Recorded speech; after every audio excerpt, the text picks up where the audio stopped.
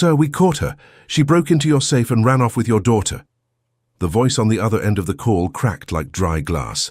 Edward Turner, still seated at the polished mahogany boardroom table, blinked twice. His fingers hovered motionless over the pen he'd just used to sign a $3.8 million contract. "What did you just say?" The security chief's voice came again, softer this time, as if even he couldn't believe what he was reporting. "Amanda." "She took the money, sir, and Chloe. The footage shows her running out the front door with your daughter in her arms and cash from your private safe in her apron." Edward's world tilted. His phone nearly slipped from his hand as he rose from his chair, slowly, like a man waking from a nightmare he hadn't yet understood. The morning had started quietly at Belton Estate. A low mist rolled across the lawn, curling between marble pillars like silent ghosts. Birds chirped beyond the iron gates, and the sun hadn't yet burned through the lingering fog. Amanda stood in the doorway of the child's bedroom, holding a tray with a cup of peppermint tea, 2 slices of lightly buttered toast, and a little bowl of sliced strawberries, Chloe's favorite. She waited. The girl didn't stir. Amanda walked in gently, setting the tray down. "Good morning, little lady," she whispered with a soft smile. "Time to rise and shine." Still nothing. Chloe Turner lay in the middle of the massive canopy bed, curled beneath satin sheets that looked far too heavy for her frail frame. Her usually bright cheeks were dull, flushed oddly. Her eyelids fluttered once but didn't open. Amanda stepped closer, suddenly alert. "Chloe," she tried again, voice tight. She pressed her palm to the child's forehead. Boiling. She jerked her hand back instinctively. The girl's skin felt like it was radiating from a furnace inside her tiny body. "Chloe, baby, can you hear me?" The girl moaned faintly, but her eyes remained closed. Amanda's heart kicked into her throat. Something was terribly wrong. She rushed to the nightstand, grabbed her phone, and immediately frowned. No service. She turned the phone over, lifted it toward the window. Still nothing. The storm from last night had knocked the signal out again. She ran to the kitchen and tried the landline. Dead tone. She cursed under her breath and snatched a flashlight from the drawer. The estate was massive, yet completely cut off. Her hands trembled as she poured a cup of water and brought it back upstairs, trying to coax the child to drink. Chloe barely moved, her lips cracked and dry, her breath coming in shallow pants. Amanda had seen enough fever in her life to know the difference between a passing illness and something deadly. And this was not passing. She knelt beside the bed, stroking the child's sweat-soaked hair, whispering soothing things, words she didn't even hear herself say. Her own voice was trembling too much. Mr. Turner wasn't due back until tomorrow. There was no car on the property. She didn't even have a driver's license. Her mind raced, her stomach churned. The closest urgent care clinic was 20 minutes away, by car. The roads? Quiet. The neighbors? Rich, private, unreachable. And then she remembered. One night, about 8 months ago, Edward had walked into the kitchen after a late-night scotch. His tie was loose and his voice softer than usual. Chloe had had a stomach bug, and Amanda had stayed up with her. He said something then, almost under his breath, while opening the study drawer. "If anything ever happens, there's cash in the safe, for emergencies. I trust you." She never thought she'd use that memory like this, but what else could she do? She stood up, scooping the child gently into her arms. Chloe groaned weakly and clutched at Amanda's shoulder. Her weight was small, but heavy with urgency. Amanda carried her down the grand hallway, through the double doors and into the private study. She hesitated only a second before walking straight to the large oil painting behind the desk. She pushed. The painting swung open on a hidden hinge, revealing a sleek black safe. Her fingers hovered over the keypad. Could she remember it? She tried the first number that came to mind, Chloe's birthday. Beep, beep, beep, click. The door opened, stacks of $100 bills, uncounted, untouched, ready. Amanda took what she needed, not everything, just a handful, maybe 1,000 or 2. Enough for an ambulance, a walk-in hospital, maybe even a private clinic if she could find one open. She tucked the cash into her apron pocket, held Chloe tighter, and ran. She didn't notice the blinking red light above the study door. She didn't know the security camera had just caught everything. Her only thought, get help. Now. The cold morning air slapped her in the face as she stepped outside. Chloe whimpered once and Amanda kissed her hair, whispering something that sounded like a prayer. The gates were still locked. She'd have to climb through the side entrance, hidden behind the rose garden. And as she disappeared from view, the cameras kept rolling. And halfway across the country, Edward Turner watched the footage, jaw tight, fingers trembling. A maid, a safe, a sick child. To him it looked like betrayal. To Amanda, it was love. The wind outside the estate hit Amanda like a wall, sharp, fast, cold. She pulled Chloe's sweater tighter and wrapped her own arms around the girl, shielding her from the chill as she hurried toward the side path through the rose garden. The bushes clawed at her legs and thorns bit into her ankles as she squeezed through the narrow break in the hedges. She didn't care. Blood didn't matter right now. Chloe's head lolled again. "Stay with me, baby," Amanda whispered. Her voice cracked.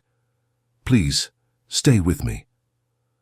By the time she reached the side road, her breath came in painful gasps. Her arms burned from carrying the child, but she kept going. Every second mattered now.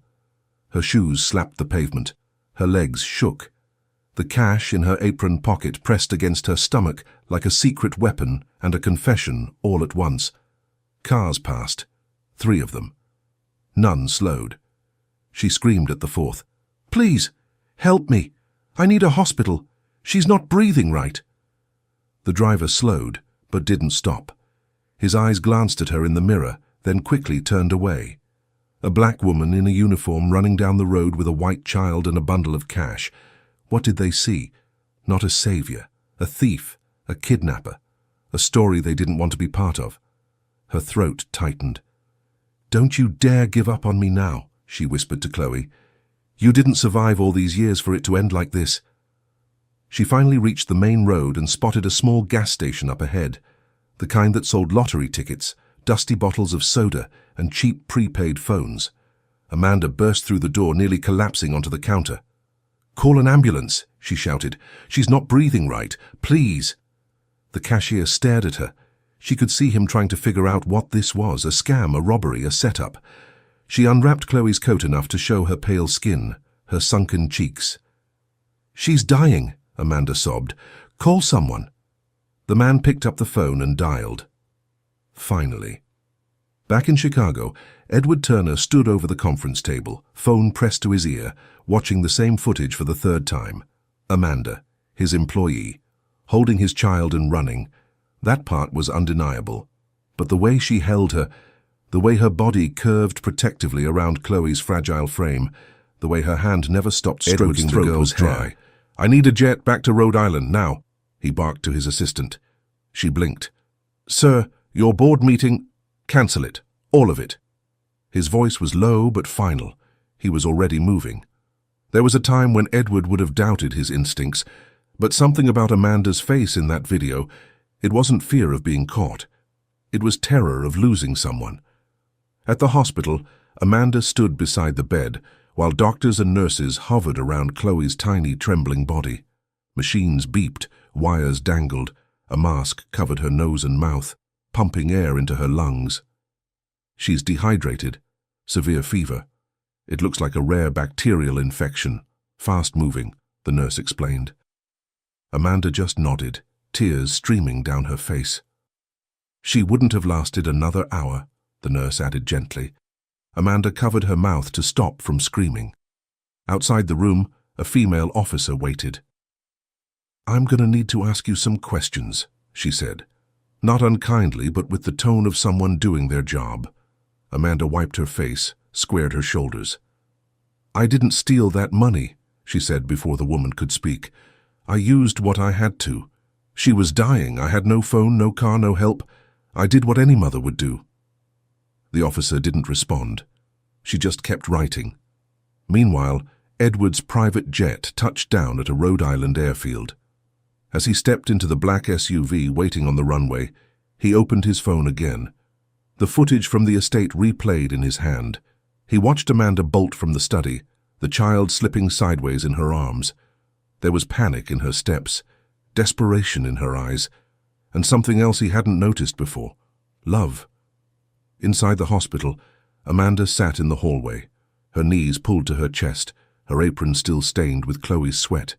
She felt the weight of judgment from every passing nurse, every suspicious glance from hospital security. But nothing crushed her more than the silence from the child's room. She hadn't even heard a cough in 20 minutes. She closed her eyes, praying, not out loud, just inside, begging whatever force might be listening to give the girl another chance, to give her another chance. And if you're still watching, maybe you feel it too. Maybe you've held someone in your arms, praying they'd make it through the night. Maybe you've been judged for doing the right thing the wrong way. If this story already has you feeling something, don't just watch. Subscribe. Because stories like this, they matter.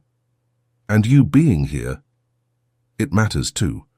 The doors to the hospital burst open with the weight of a man who wasn't used to asking for permission.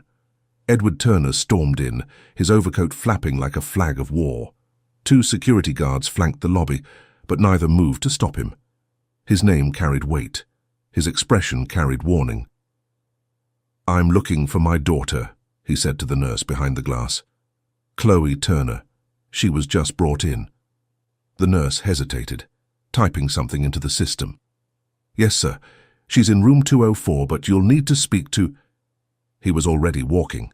His heart pounded harder with each step down the corridor, louder than the beep of monitors or the hushed whispers of the staff.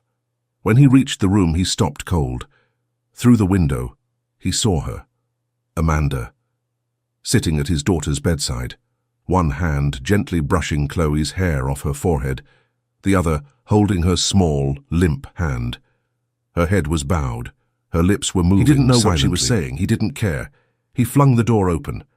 Amanda jerked back, startled. She rose from her chair instinctively, stepping away from the bed. Edward's eyes scanned the room quickly. Chloe, pale and hooked to machines. Amanda, tears still wet on her cheeks. His jaw clenched. Get away from her. Amanda's mouth opened, but nothing came out at first. "She needed help," she finally whispered. "You took my child," Edward said, voice sharp, shaking. "You broke into my study. You stole from me and you ran." Amanda stood her ground, voice shaking now, but louder. She was dying.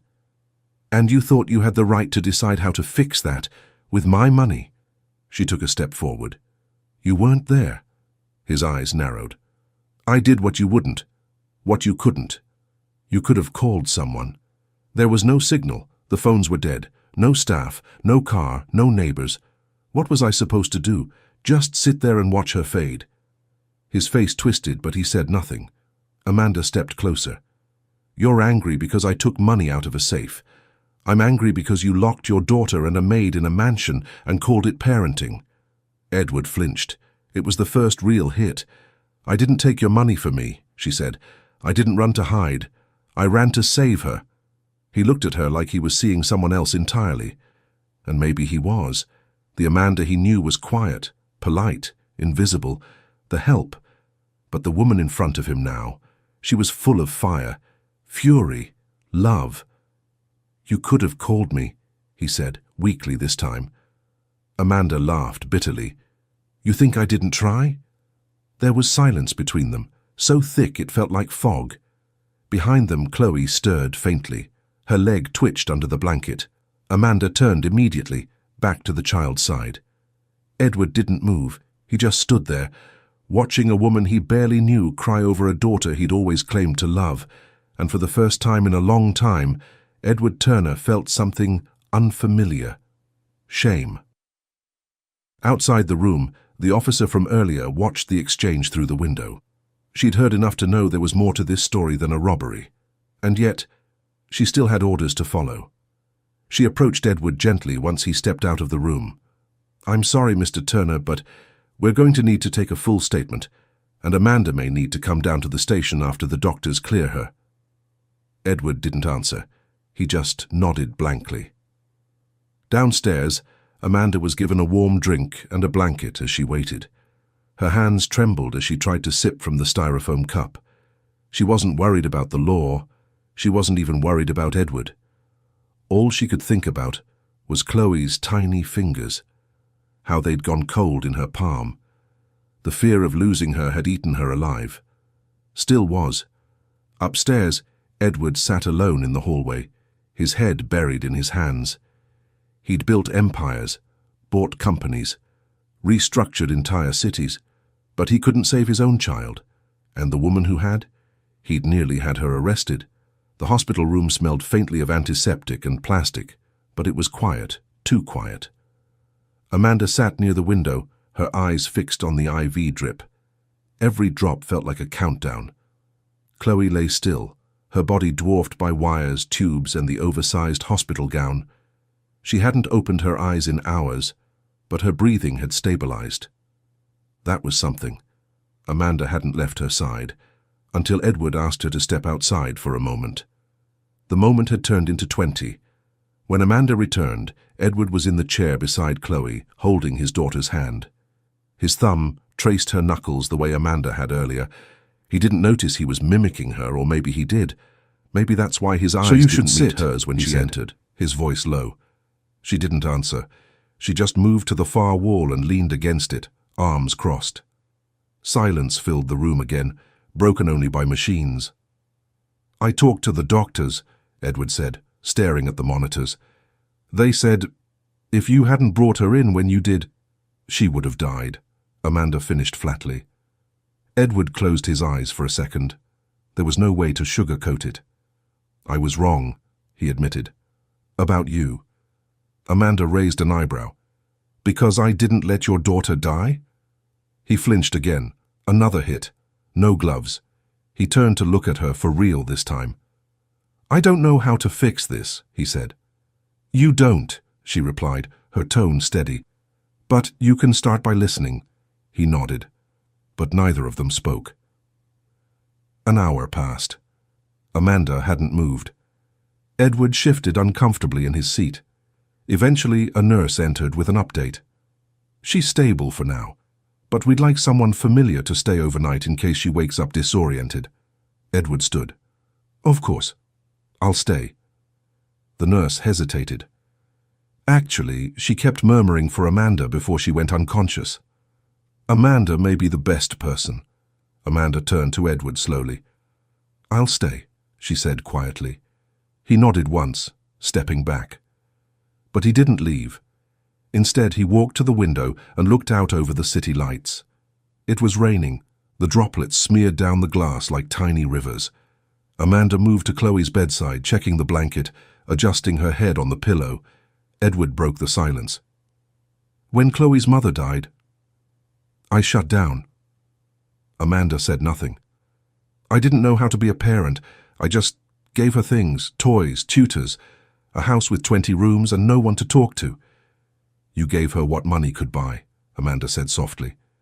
"But what she needed didn't come in a box." He nodded, ashamed.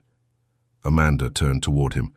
"I used to think you were cold, but now I think you're just lost." That hit deeper than anything else had. Edward stared at her, as if seeing her again for the first time, not just as a maid, but as someone who had seen the worst in him, and stayed anyway. "I never thanked you," he said. "You're welcome," she replied, folding a warm cloth and placing it on Chloe's forehead. Then, softer, she added, "She loves you more than you know." His throat tightened. He walked back toward the door, hesitated, then turned. Do you want coffee?" Amanda looked up in surprise. It was such a small offer. But coming from him, it meant more than any bouquet of apologies ever could. She nodded. Black. No sugar. He smiled faintly. It was the first real one she'd seen from him. Down the hall, Edward stopped outside the vending machines and leaned against the wall. He had the money, the power, the name. but somehow it had taken a maid to show him how to be a father. He wasn't sure what hurt more, the truth of it, or the fact that he'd nearly thrown it all away. Back inside the room, Amanda sat quietly in the chair beside Chloe. Her eyes never left the child's face. For the first time in 36 hours, the girl's breathing was soft and steady. Her hand twitched slightly, curling around Amanda's fingers. Amanda let out a slow breath, wiped her eyes and whispered, "You're safe now." The hospital room had quieted.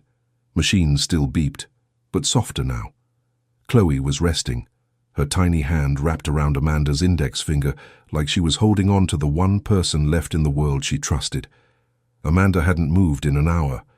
Her back ached. Her eyes were burning. Edward sat across from her again. This time, he didn't speak. He just watched. There was something different in the way he looked at her now. Not suspicion, not even confusion, but curiosity, like he was seeing a book he'd never opened before, though it had been sitting on his shelf for years. Finally, his voice broke the silence. Amanda blinked, surprised. "No." He nodded slowly. "Where?" "Georgia, Atlanta, East Side." He leaned back in the chair. "Never been." She shrugged. "You're not missing much." He waited, gave her the space to go on. She didn't, not right away. Then finally she said, "I used to be a CNA, certified nursing assistant. Before this." Edward's brows lifted slightly. "I had dreams," she continued, eyes still on Chloe, "of becoming a nurse. Maybe even a midwife someday. I liked helping people, I was good at it. Until life hit." Edward didn't interrupt. "My mom got sick. Lupus. Bad. She was a home health aide her whole life, but she couldn't even afford her own care when it was her turn. I took time off to help her, lost my job, took another one, lost that too. Bills stacked up, rent notices. She passed away 6 weeks later." Her voice didn't crack, but her grip on Chloe's hand tightened slightly. "And then I met a man who promised to help me get back on my feet. He helped, all right, into a shelter, with a busted lip." Edward's mouth tightened. "I got out," she added. "Eventually. Found this job. Thought, maybe if I just stayed quiet, stayed small, I could build something again." She finally looked at him. "I didn't come to Belton to steal. I came to survive." Edward's throat moved, but no words came out. The woman sitting in front of him wasn't the Amanda he'd hired. This was someone he'd never bothered to ask about, someone he'd misjudged from the moment she put on that uniform. She didn't need his pity. She needed his respect. Across the bed, Chloe stirred. Her eyelashes fluttered. A soft whimper escaped her lips. Amanda rose immediately, placing a hand gently on her chest. "I'm here, sweetheart. You're okay." Edward stood too, unsure if he should speak. He didn't want to startle his daughter, or the woman keeping her anchored to this world. Chloe opened her eyes, slowly. She looked around the room, dazed, then settled her gaze on Amanda's face. "Mandy." The word came out like a sigh, soft, fragile, but certain. Amanda leaned in, kissed her forehead. "I'm right here, baby. You're safe." Chloe blinked again and looked toward her father. Her lips moved, but no sound came out. Edward stepped forward, kneeling beside the bed. "I'm here too, sweetheart," he said softly. "Daddy's here." Chloe gave a weak smile. Then her eyes drifted closed again, peacefully this time. Amanda stepped back, her hands shaking slightly. Edward remained beside the bed, head bowed. "I didn't know she loved you this much," he said quietly. Amanda answered, voice barely audible. "Kids don't love with boundaries. They love who's there when it matters." They sat in silence again, this time not from tension, but understanding. Amanda finally broke it. "You ever lose someone?" Edward exhaled slowly. "My wife." Amanda nodded. "How?" "Car crash, drunk driver. She was 7 months pregnant." Amanda's eyes widened, stunned. She hadn't known. "I was supposed to drive that night, but I stayed late at work. Told her to go ahead. I'd meet her at home." He paused. "She never made it." Amanda didn't speak. She just listened. It was the first time someone had. And if this moment hit you too, if you've ever lost someone or carried the weight of being misunderstood, take a second right now to subscribe. Not because it's expected, but because stories like this, they speak to something real, and you belong here in this space where humanity still matters. Edward cleared his throat and stood. "I'm calling my lawyer," he said. "You're not going to that station, not now, not ever." Amanda looked up at him, stunned. "You don't have to." "Yes, I do," he interrupted. "You saved my daughter, and you did it without thinking of yourself. That's more than I can say for most people in my world." He paused. "I see you now." Amanda didn't reply, but in her chest, something cracked open, and for the first time in years, she felt seen. The night settled gently over the hospital, casting golden pools of light on the tiled floors and humming machines. Chloe was asleep again, not unconscious this time, just resting. Her breathing had grown stronger, her cheeks less pale. Amanda had finally allowed herself to relax, just a little. She sat on the edge of the hospital couch, pulling the thin blanket over her knees, watching Chloe like a hawk. Every rise and fall of the child's chest was a small miracle. Edward came back into the room holding 2 paper cups of coffee. "Still no cream," he said, offering her one.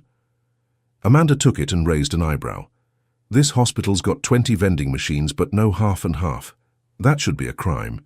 He chuckled, genuinely, and for a moment the room felt warmer. "Do you ever sleep?" he asked. "Not when she's sick." "She's not even yours." Amanda looked at him over the rim of her cup. "I know, but I love her like she is." He sat across from her again, taking a long sip. Then he leaned back and sighed, staring at the ceiling. "Do you think she'll remember any of this?" Amanda shrugged. "Kids remember more than we think, but not the details, just the feelings. She might forget the tubes, the fever, but she'll remember who held her hand." Edward looked down at his coffee. "I was never good at that," he murmured. "The hand-holding part." Amanda smiled faintly. "Well, you're learning. You even brought coffee. That's step 1. He looked up, amused. "Oh? What's step 2? "Learn how to braid," she said with a smirk. Edward snorted. "God help me." The two of them laughed, and it wasn't forced. It wasn't guarded. It was real. For a moment, they weren't Amanda the maid and Edward the billionaire. They were just 2 tired souls sitting beside someone they both loved. Later, Amanda stood at the sink in the room's tiny bathroom washing her face. Her reflection looked strange, like someone she hadn't seen in years. Older, but softer. She stepped out and saw Edward fast asleep in the armchair, legs awkwardly sprawled, his head resting against the wall at a painful angle. She almost laughed. Instead, she gently grabbed a pillow and slid it behind his head. He stirred slightly but didn't wake. Then, to her own surprise, Amanda grabbed the spare blanket and tucked it over his legs. She paused just for a moment and looked at him. Not the man who fired staff with a signature, not the man who lived behind a fortress of iron gates and silence, just a father, flawed, grieving, trying. Back in the day, she would have said, "He ain't my problem," but tonight, he was. The next morning came gently. No alarms, no sirens, just sunlight creeping through the blinds. Chloe stirred first. Amanda was already by her side, brushing the girl's fingers with her own. "Good morning, my love." Chloe opened her eyes slowly and blinked up at Amanda. "Are you going to read me a story today?" Amanda nearly burst into tears. She smiled instead. "As many as you want." Edward stood beside her now, smiling softly. "Make sure it's the one with the sea dragon," Chloe added sleepily. "You always do the voices right." Edward glanced at Amanda. "Sea dragon?" Amanda shrugged. "He has a Scottish accent." Edward chuckled. "Of course he does." The day passed slowly, filled with light conversation and quiet smiles. Nurses came and went. Vitals stabilized. The doctor gave a cautious "She's over but the worst of confident it. update. A few more days of monitoring and she'll be okay." Edward let out a long breath he didn't know he was holding. Amanda leaned back in her chair, eyes misty. For the first time since this entire nightmare started, it felt like they could breathe. That evening Edward stood by the window, arms crossed, watching the orange sunset touch the tops of the trees. Amanda joined him. "It's beautiful," she said. "Yeah." They stood in silence for a moment. "I'm not good at saying the right thing," Edward admitted. "But thank you." Amanda didn't answer right away. Then softly she said, "You don't have to say anything. Just show her you're not going anywhere. That'll be enough." He nodded. And for once, he believed her. It started with a phone call. Edward had stepped out for just a moment, a business partner needing a quick signature on a legal document. He promised Amanda he'd be back before Chloe woke up from her nap. She believed him. The room had been peaceful. Chloe resting, Amanda quietly humming an old gospel tune her mother used to sing, the kind that made heavy hearts feel just a little lighter. Then came the knock, sharp, impatient. Amanda stood and opened the door. A woman in a tailored navy pantsuit stood on the other side. Clipboard, tight bun, cold smile. "Are you Amanda Evans?" Amanda nodded, wary. "CPS," the woman said flatly. "Child Protective Services. I need to speak to you immediately." Amanda froze. "What? Why?" "We received an anonymous report, claiming the child in your care was removed from her home under suspicious circumstances and taken without legal consent." Amanda's breath caught. "I didn't kidnap her. She was sick. Dying. I brought her here when no one else was around." The woman raised a hand. "Ma'am, I'm going to need you to calm down. Right now, I need you to step outside with me and answer a few questions." Amanda stood motionless. Her heart thudded painfully in her chest. "I can't leave her." "You don't have a choice." Inside the room, Chloe stirred, her fingers twitching at the sound of voices. Amanda looked back at her, then stepped outside. Edward returned 15 minutes later, a folder under his arm, and found the hospital room empty. No Amanda. No Chloe. His chest seized. Then he spotted a nurse. "Where's my daughter?" he demanded. "She's with a CPS agent and your maid," she said calmly. "Something about custody concerns. They wanted to speak to both of them." Edward's face darkened. "Custody concerns? What the hell are you talking about?" But he didn't wait for an answer. Downstairs, Amanda sat across from the agent in a sterile interview room. "You have a history of unemployment," the woman said, flipping through papers. "A record of domestic disturbance that you filed a restraining order 2 years ago." Amanda clenched her jaw. "That was against an abusive partner. I got away. That's not a crime." The agent barely looked up. "And the money you took from Mr. Turner's private estate, that alone could be classified as theft." Amanda leaned forward, voice shaking. "He told me to use it in case of emergencies." Chloe couldn't breathe. She was burning up. "I didn't steal. I acted." Just then the door opened hard. Edward stepped in, fire in his eyes. "What the hell is going on?" he snapped. The agent stood. "Mr. Turner, I'm glad you're here. We received a report. That Amanda kidnapped my daughter? That she broke into my safe? That she's a danger to Chloe?" He pointed a finger at her. "Who told you that? Who filed this report?" The woman paused. "It was anonymous." Amanda stood too now, her voice rising. "So anyone can accuse me of being a criminal? And you just show up to rip her away from me?" The agent turned to Edward. "Mr. Turner, are you confirming that you gave this woman permission to remove your child from the home, access your private assets, and make emergency medical decisions on your behalf?" He opened his mouth. But for just 1 second, he hesitated. Amanda caught it. That tiny flicker, that doubt, and it crushed her. She turned to him, heart pounding. "You don't believe me," she said. "Amanda." "No, don't," her voice cracked. "I gave everything. I carried her in my arms, ran through thorn bushes, screamed at passing cars, begged a gas station clerk to call 911, and you're still standing there thinking I might have taken something that wasn't mine." Edward looked stunned. guilty, but the damage was done. "Do you know what it's like," Amanda continued, voice rising, "to be seen as dangerous just because of where you come from, what you look like, to have someone point a finger at you and watch the room believe them before you even open your mouth?" Edward stepped closer. "I didn't say I believed them." "You didn't have to," she whispered. "You hesitated." She grabbed her coat and brushed past him. "I'll get my things from the estate after Chloe's released. Don't worry. I won't take anything else."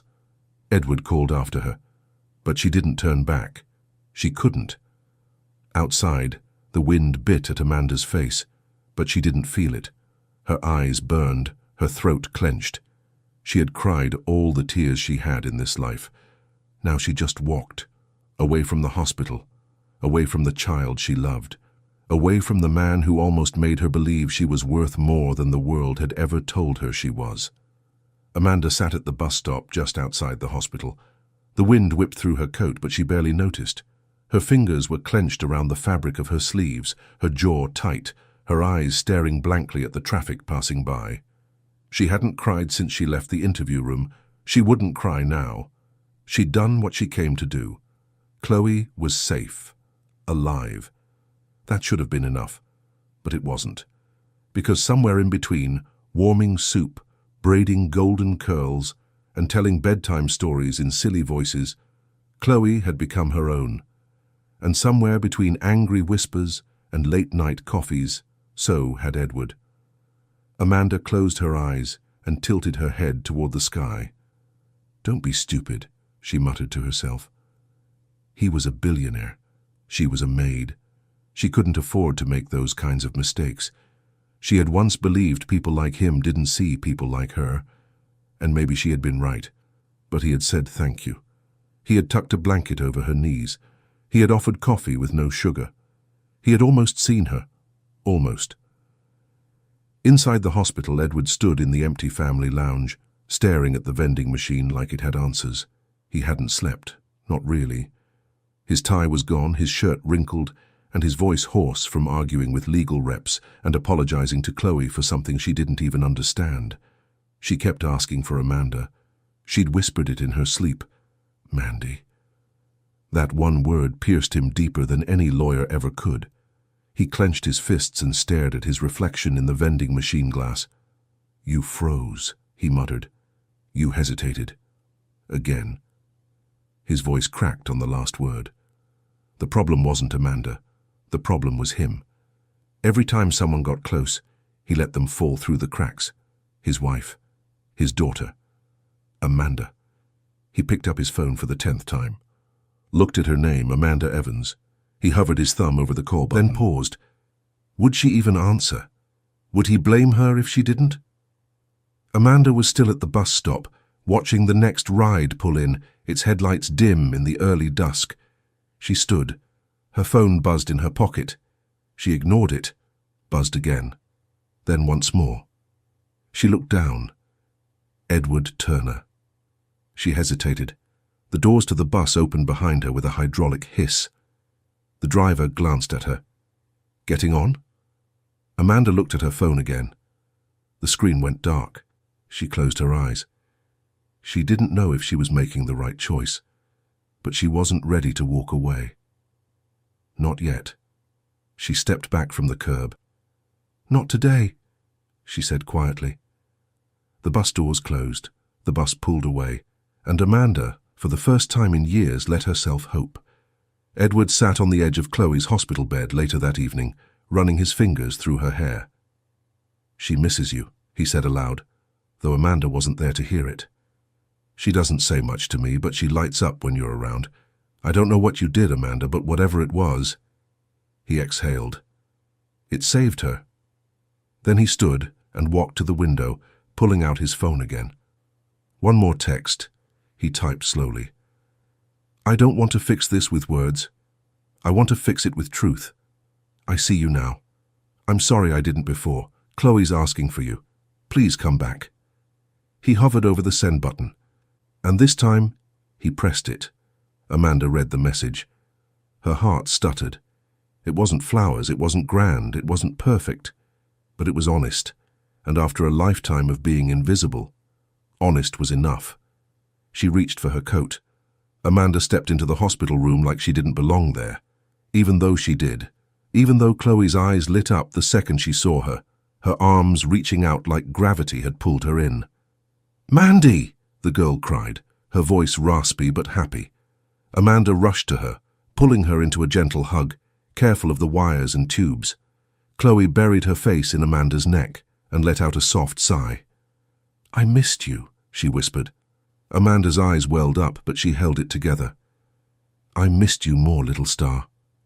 Edward stood off to the side, quiet, watching, waiting. When Amanda finally looked up, he didn't speak right away. He just gestured to the corner of the room. Amanda turned. Sitting on a small table was a legal envelope with her name on it. She picked it up slowly, confused. "What is this?" Edward stepped forward, hands in his pockets, voice calm but heavy. "It's a contract," he said, "to stay on, but not as a maid." Amanda's brow furrowed.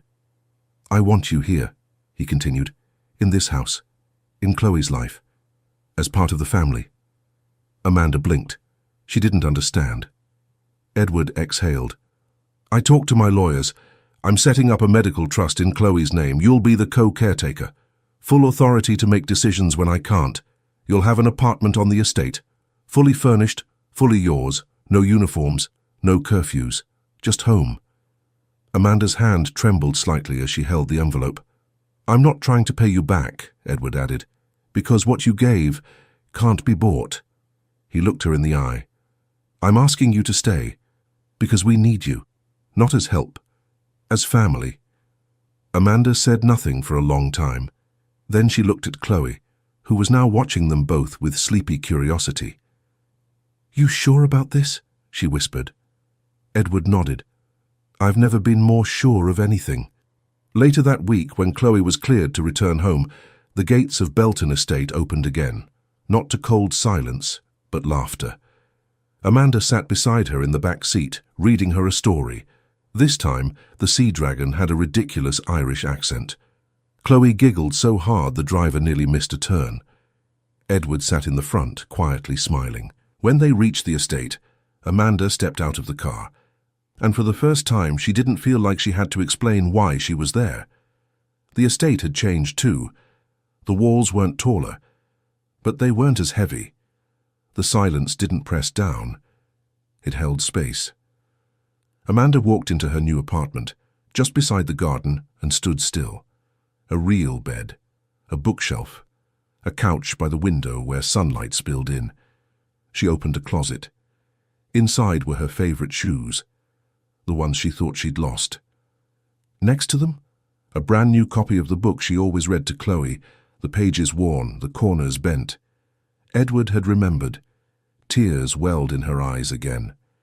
She sank onto the couch, burying her face in her hands, not because she was tired, but because she finally felt safe. That night, as Chloe slept upstairs, Edward stepped out onto the garden balcony. Amanda was already there, wrapped in a shawl, looking up at the stars.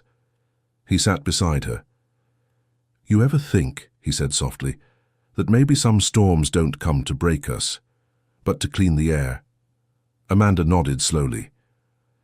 "And some people," she replied, "come into your life just to remind you what love really looks like." They sat in silence, not the awkward kind, the kind that feels like home. And maybe you've been Amanda once, misunderstood, judged. Maybe you've been Edward, frozen, too late, too proud. If this story reminded you of the power of second chances, then don't just scroll past it. Subscribe. Not because it helps the channel, but because stories like this remind us we're all human, and we all need to be seen.